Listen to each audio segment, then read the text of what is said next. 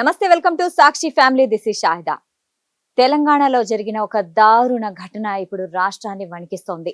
POCSO కేసులో బయటికి వచ్చిన నిందితుడు, అంటే బెయిల్ మీద బయటికి వచ్చిన ఒక నిందితుడు, ఆ కేసు పెట్టిన ఆ బాలికను, ఆ బాలిక కుటుంబ సభ్యులను, అంతేకాదు తన సొంత భార్య పిల్లలను కూడా నరికి చంపేశాడు. కత్తితో పొడిచి మరీ చంపేశాడు. అయితే ఈ కేసు గురించి మనము పూర్తిగా వివరాలు ఇంకా తెలియాల్సి ఉంది. కానీ ఈ కేసు గురించి మనం చర్చిద్దాం. ఈ రోజు మనతో పాటు ఉన్నారు ప్రముఖ సీనియర్ జర్నలిస్ట్ సూర్యకుమారి గారు. నమస్తే మేడం. సో ఇప్పుడు చూసుకుంటే చాలా దారుణమైన ఘటన. ఒక వ్యక్తి పోక్సో కేసులో అరెస్ట్ అయిన వ్యక్తి బెయిల్ పై బయటికి వచ్చి, సో ఆ కేసు పెట్టిన బాలికను, కుటుంబ సభ్యులను, అంతేకాకుండా తన సొంత భార్య పిల్లలను కూడా చంపేశాడు. ఈ కేసుని ఎలా తీసుకోవాలి అసలు? అంటే ఇది ఖచ్చితంగా పోలీస్ వ్యవస్థ వైఫల్యం. వాళ్ళ నిర్లక్ష్యం మూలంగానే ఇవాళ అతను ఉన్మాదిలా మారిపోయి ప్రతీకారం తీర్చుకున్నాడు. ప్రతీకారం అంటే మామూలు ప్రతీకారం కూడా కాదు. 6 ప్రాణాల్ని నిర్దాక్షిణ్యంగా అట్లా నరికి చంపేయడం అనేది చాలా దారుణమైన చాలా విషయం. దారుణం. నిజానికి ఒక నాకు అన్యాయం జరిగింది అని ఒక అమ్మాయి, ఒక మైనర్ బాలిక న్యాయం చేయండి అని కోర్టుకి ఎక్కి పోలీసులకి రక్షణ కోసం వెళ్ళినటువంటి ఒక అమ్మాయి చనిపోయినటువంటి, దారుణంగా చనిపోయినటువంటి ఈ ఉదంతం మనందరికీ సిగ్గుచెట్టు. ఎందుకంటే మనకు వస్తున్న వార్తల ప్రకారం అతను పోక్సో కేసు మీద అరెస్ట్ అయ్యి వెళ్ళేటప్పుడే ఛాలెంజ్ చేసి వెళ్ళాడు. నేను మళ్ళీ వచ్చిన తర్వాత మీ అంతు చూస్తాను అని ఒక సవాల్ చేసి వెళ్ళాడు. అట్లాంటప్పుడు అది పోలీసులు కూడా తెలుసు. ఖచ్చితంగా. అట్లాంటప్పుడు వాళ్ళు ఖచ్చితంగా జాగ్రత్తలు తీసుకుని ఉండాలి.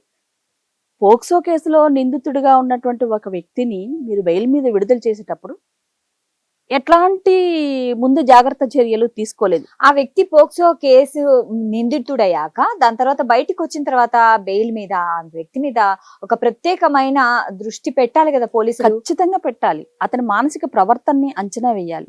అట్లాగే అతని మీద కంప్లైంట్ చేసినటువంటి బాధితురాలకి రక్షణ కల్పించాలి. ఇలాంటి బాధ్యతలంతా ఈ వ్యవస్థ మీద ఉంది. కానీ వాళ్ళు ఏమేమి పట్టించుకోలేదు. యథాప్రకారం అతనికి బెయిల్ ఇచ్చేశారు. తను అనుకున్న పని చేసేసి పోలీసులకి ఇంకో సవాల్ చేశాడు. ఏం చేస్తారో చేసుకోండి అని. అది చాలా దారుణమైన విషయం. అంటే మన దేశంలో చట్టాలు చాలా కఠినంగానే ఉన్నాయి. చట్టాలు చేసుకుంటున్నాం మనం. ఈ అమ్మాయిల మీద, చిన్నపిల్లల మీద జరుగుతున్న అత్యాచారాలకి, హింసకి వ్యతిరేకంగా మనం పోక్సో చట్టాన్ని తెచ్చుకున్నాం. కానీ అమల్లో చిత్తశుద్ధి ఎక్కడుంది? తాను అమలు చేయాల్సిన వ్యవస్థ ఎంత పటిష్టంగా ఉంది, ఎన్ని లోపాలు ఉన్నాయి, ఎంతమంది ఇంకా బలవ్వాలి అనేటువంటి ప్రశ్నలకి ఈ ఉదంతమే ఒక నిదర్శనం అన్నమాట. అయితే ఇదంతా చూస్తుంటే పోలీసులు కొంచెమన్నా జాగ్రత్త వహించుంటే ఇంత పెద్ద దారుణం జరగకుండా ఉండేది కదా? ఖచ్చితంగా ఉండేది. ఎందుకంటే కనీసం వాళ్ళు మినిమం జాగ్రత్తలు కూడా తీసుకోలేదని దీన్ని బట్టి అర్థమవుతుంది. అతను ఇంత బెయిల్ మీద విడుదల వచ్చిన తర్వాత కొంత ప్లాన్ చేసుకోకుండా అయితే జరగదు కదా. తను చాలా పక్కా ప్లాన్ చేసుకున్నాడు. ఖచ్చితంగా తన ప్లాన్ ని అమలు చేశాడు. అంటే ఖచ్చితంగా అతని కదలికలు కొంత అనుమానాస్పదంగానే ఉంటాయి. వాళ్ళు గ్రామస్తులు కూడా చెప్తున్నది అదే. మేము కంప్లైంట్ చేశాము, వాళ్ళు పట్టించుకోలేదు, వాళ్ళ నిర్లక్ష్యం వల్ల ఇది చనిపోయింది అని చెప్పి చుట్టుపక్కల వాళ్ళు ఇవాళ ఆందోళనకి దిగారంటేనే అక్కడ మన పరిస్థితి అర్థమవుతుంది.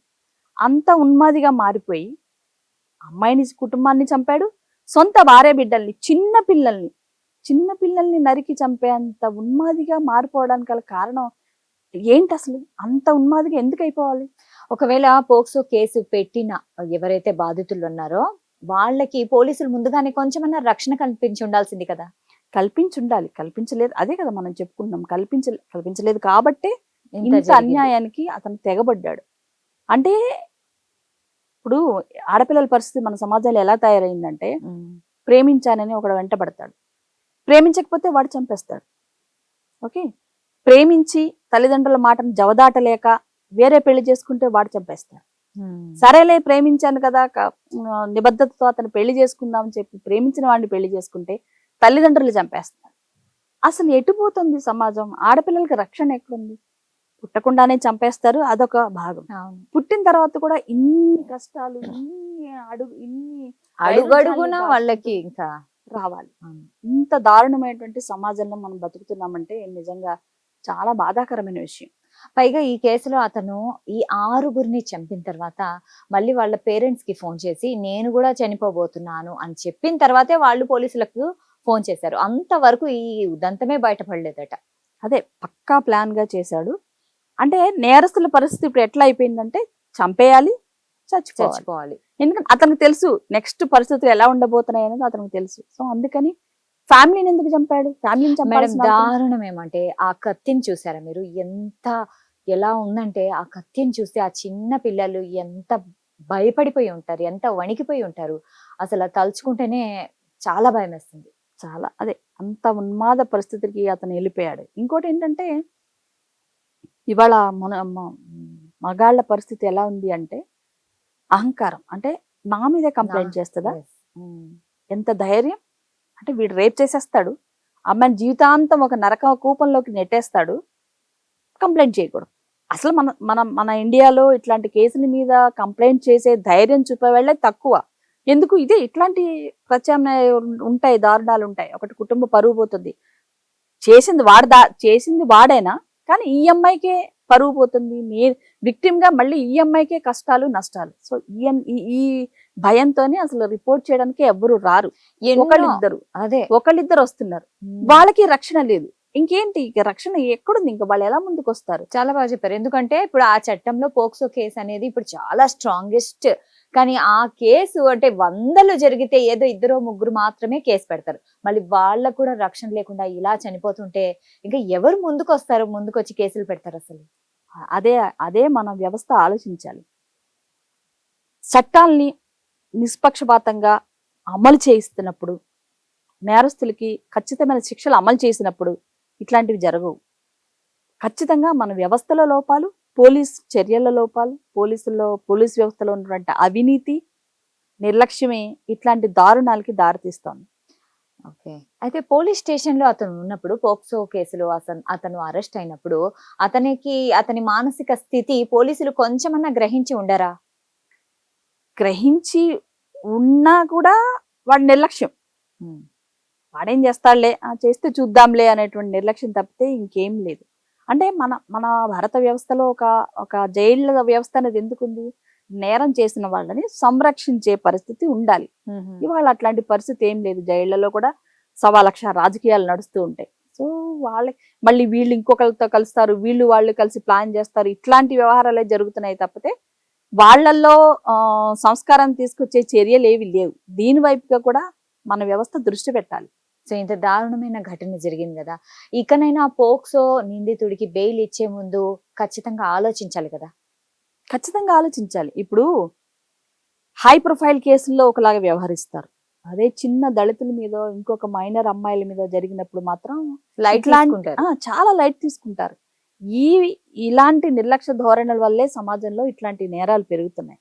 మేడం, ఒక వ్యక్తి తన సొంత భార్య పిల్లల్ని చంపేయడమే కాకుండా కేసు పెట్టిన ఆ బాలికను వాళ్ళ కుటుంబ సభ్యులను కూడా చంపేశాడంటే అతను ఎంత పెద్ద ఉన్మాది అయి ఉంటాడు. అతని మానసిక స్థితి కుటుంబ సభ్యులు కూడా ముందుగానే గ్రహించలేకపోయారా? కుటుంబ సభ్యులకి గ్రహించే అవకాశం ఉంది, ఎందుకంటే జైల్లో ఉన్నాడు, జైలు నుంచి బయటకు వచ్చాడు. వాళ్ళ పరిస్థితి ఎలా ఉందో మనకి తెలియదు. కానీ ఉన్మాదం, నా మీద రిపోర్ట్ చేసిన వాళ్ళు, నా మీద కంప్లైంట్ చేసిన వాళ్ళు బతకూడదు అనేటటువంటి ఒక కర్కసత్వం, ప్రతీకారం, అంతే ఒక ఉన్మాదం తోనే ఈ హత్యలకు పాల్పడ్డాడు. సో ఎలాగన్నా నన్ను అరెస్ట్ చేయించావు కాబట్టి నీ మీద ప్రతీకారం తీర్చుకోవడం. ప్రతీకారం అంటే చంపేయడం, ఇంకా డైరెక్ట్ చంపేయడం ఒక్కటే మార్గం ఆ వీళ్ళకి కనిపించేది. అదే ఇప్పుడు నేరస్తులు కూడా అలాగే ఆలోచిస్తున్నారు, చంపేయడం అనేది. ఇంకొకటి, ఈ మధ్య కాలంలో ఏదన్నా ఎక్కడైనా ఒక నేరం జరగంగానే, ఒక విషయం రిపోర్ట్ అవ్వగానే ఎన్కౌంటర్ చేసేయండి అని గాయ చేసి గగ్గోలు చేసేస్తారు.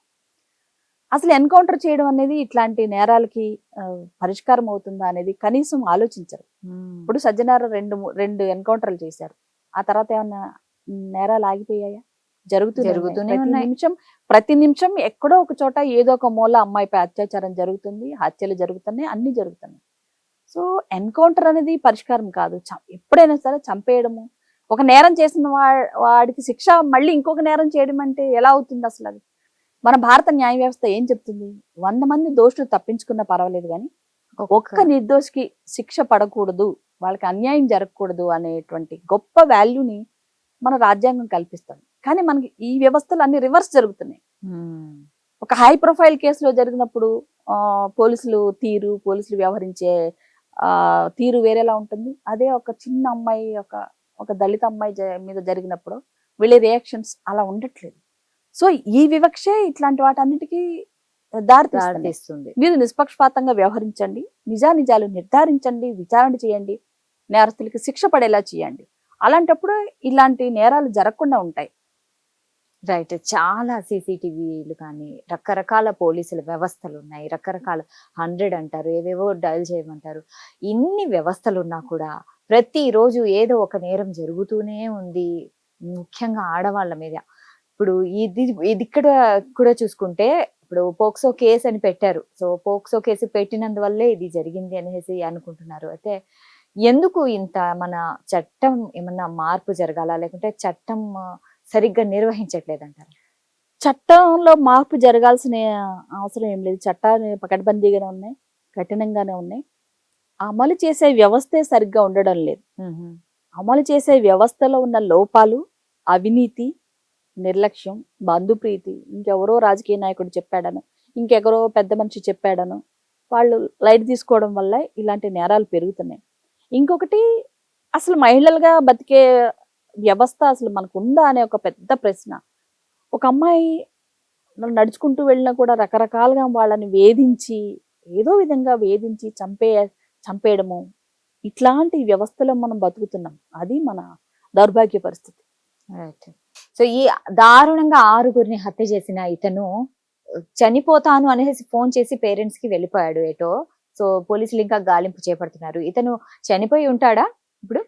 అంటే ఆత్మహత్య చేసుకుంటాను అనే ఒక మాట అయితే చెప్పాడని మనకు తెలుస్తుంది. వాళ్ళ తల్లిదండ్రులకు చెప్పాడు. మీరు అన్నట్టు అతని ఫోన్ ద్వారానే ఈ నేరం బయటకు వచ్చింది. అంటే చనిపోయి ఉండొచ్చు కూడా. ఎందుకంటే అతను ఉన్మాద పరిస్థితి, మానసిక పరిస్థితి అట్లుంది. ఆమెను చంపేయాలి, నేను చచ్చిపోయాలి, అదే అతని పరిస్థితి. చనిపోకపోయినా పోలీసు బృందాలు అతన్ని సాధ్యమైనంత తొందరగా పట్టుకోవాలి, మళ్ళీ అతన్ని కస్టడీలోకి తీసుకుని అతన్ని జైలు పెట్టి అతనికి కఠినమైన శిక్షలు అమలు చేసినప్పుడు మాత్రమే ఇంకొకరికి ఇట్లా చేయాలి అనే ధైర్యం రాకుండా ఉంటుంది. అట్లాగే అమ్మాయిలకు కూడా మనకంటూ మన ఒక సేఫ్టీ సిస్టమ్ ఉంది, మనకి ఒక రక్షణ వ్యవస్థ ఉంది, మన కోసం పనిచేసే ఒక వ్యవస్థ ఉంది అని వాళ్ళకి జరిగిన అన్యాయాల గురించి రిపోర్ట్ చేసే ధైర్యం వస్తుంది. ఎందుకంటే చాలా చోట్ల మనం చూస్తున్నాం, పోలీస్ స్టేషన్కి మాకు అన్యాయం జరిగింది అని వెళ్ళిన పోలీస్ స్టేషన్లోనే అమ్మాయిల మీద అత్యాచారాలు జరుగుతున్నాయి. కరెక్ట్. ఇట్లాంటి ఘోరమైన పరిస్థితిలో ఖచ్చితంగా నిందితులకి, నేరస్తులకి కఠినమైన శిక్షలు అమలు చేయాలి. అప్పుడు మాత్రమే మనకు ఒక ధైర్యం వస్తుంది. కరెక్ట్. మెయిన్ పోక్సో కేసు ఇప్పుడు ఇది జరిగింది కదా, పోక్సో కేసు పెట్టడానికి కూడా కొంతమంది ఇప్పుడు భయపడతారు. ఇది ఇంత దారుణం జరిగింది అనేసి. ఇంకా ప్రజల్లో ఇలాంటి భయం పోగొట్టడానికి ఎలాంటి చర్యలు తీసుకోవాలి మరి? నిజంగానే ఇట్లాంటి జరిగినప్పుడు ఒక భయంకరమైన వాతావరణం, ఒక షాకింగ్ అట్మాస్ఫియర్ అయితే ఖచ్చితంగా వస్తుంది. ఎందుకంటే అంత ధైర్యం చేసి ఆ అమ్మాయి రిపోర్ట్ చేసినప్పుడు, విచారణ చేసి అతన్ని జైల్లో ఉంచినప్పుడు ఆ అమ్మాయికి నిజంగానే భయం ఉండుంటుంది. వీడు బయటకు వచ్చాడు, నన్ను ఏదైనా చేస్తాడనే భయం ఉండుంటుంది. ఆ భయాన్ని ఇవాళ మనం నిజం చేసి చూపించేసాం. సో ఇట్లాంటి విషయాలు జరిగినప్పుడు ఖచ్చితంగా మనకి భయం ఉంటుంది. ఆ భయాన్ని పోగొట్టి ధైర్యం నింపాల్సిన బాధ్యత సమాజంగా మన మీద ఉంది, పోలీసుల మీద కూడా. అట్లాగే సమాజం కోసం మనం ఏర్పరచుకున్న వ్యవస్థలు, పోలీస్ వ్యవస్థ కానీ, న్యాయ వ్యవస్థ కానీ, వీళ్ళ మీద బాధ్యత ఇంకా ఎక్కువ చాలా ఉంది. అట్లా మేమున్నామనే భరోసా ఈరోజు కల్పించాల్సిన ఆవశ్యకత ఈ వ్యవస్థల మీద ఉంది. లేకపోతే ప్రజలకి ఎక్కడ పోతారు? ఇంకా అమ్మాయిలు ఎక్కడ పోతారు? తమకు జరిగిన అన్యాయం గురించి చెప్పుకోవడానికి ఎక్కడ పోతారు? తమకంటూ ఒక వ్యవస్థ, ఒక నమ్మకమైన వ్యవస్థ లేనప్పుడు వాళ్ళు ఏమైపోవాలి? వాళ్ళు కూడా ఇంకొకరు నేరస్తులుగా మారతారేమో. అట్లాంటి వ్యవస్థ రాకుండా ఉండాలంటే ఖచ్చితంగా ప్రతి సిస్టము ట్రాన్స్పరెన్సీతో పనిచేయాలి, బాధ్యతతో వ్యవహరించాలి, నిష్పక్షపాతంగా వ్యవహరించి నేరస్తులకు శిక్ష పడేలా చేసినప్పుడే బాగుంటుంది. చాలా క్లియర్ గా ఎక్స్ప్లెయిన్ చేశారు. ఎందుకంటే ఇప్పుడు ఈ కేసు ఇంకా విచారణ దశలోనే ఉంది. ఇంకా నిందితుడు పట్టుబడలేదు, ఇంకా ఫ్రీగా తిరుగుతున్నాడు. అయితే పోలీసులు అతని కోసం గాలింపు అయితే చేస్తున్నారు. So thank you so much దీని గురించి చర్చించినందుకు. Thank you so much for your valuable time. So ఇది ఇవాల్టి కార్యక్రమం. మరో కార్యక్రమంలో మళ్ళీ కలుద్దాం. Until then keep watching Sakshi TV.